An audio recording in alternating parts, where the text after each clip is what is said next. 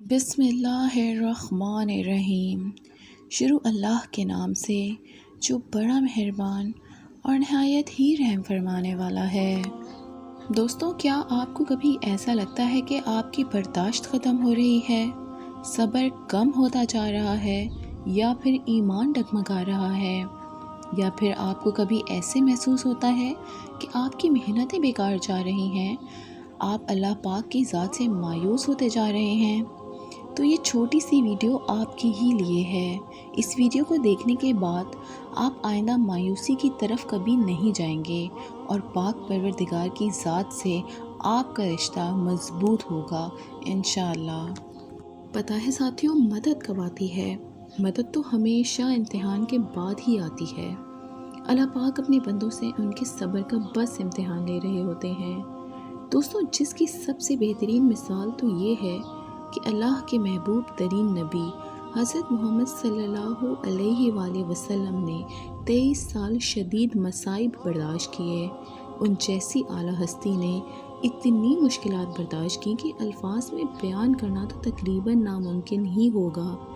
اتنی تکلیفوں کے باوجود بھی انہوں نے کبھی کسی کو بد دعا نہیں دی، زبان پر کوئی شکوہ نہیں لایا، کسی کو برا بھلا نہیں کہا، اپنے کام میں مسلسل مگن رہے، مایوس نہیں ہوئے اور محنت کرتے رہے، اس امید کے ساتھ کہ اللہ کی مدد آئے گی۔ اس سے بہترین مثال ہمارے لیے اور کیا ہو سکتی ہے؟ ساتھیوں، آپ حضرت ابراہیم علیہ السلام کو ہی دیکھ لیں۔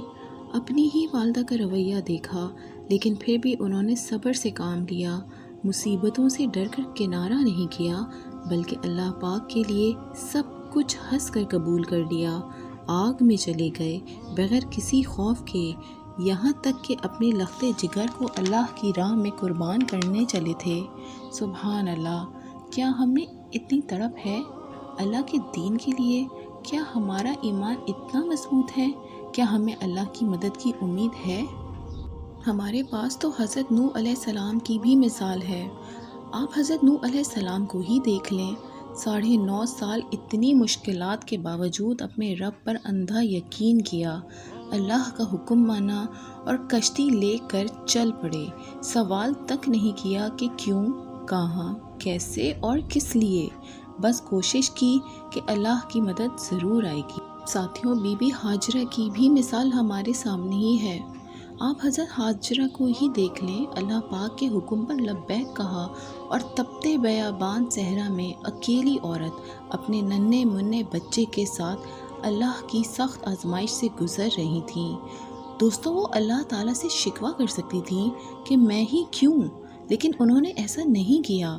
انہوں نے اللہ کی مرضی کو تسلیم کیا، کیونکہ انہیں معلوم تھا کہ اللہ کی مدد آنے والی ہے۔ حضرت اسماعیل علیہ السلام کو دیکھ لیں۔ پیاس سے بلک بلک کے زمین پر ایڑیاں مارنے لگے۔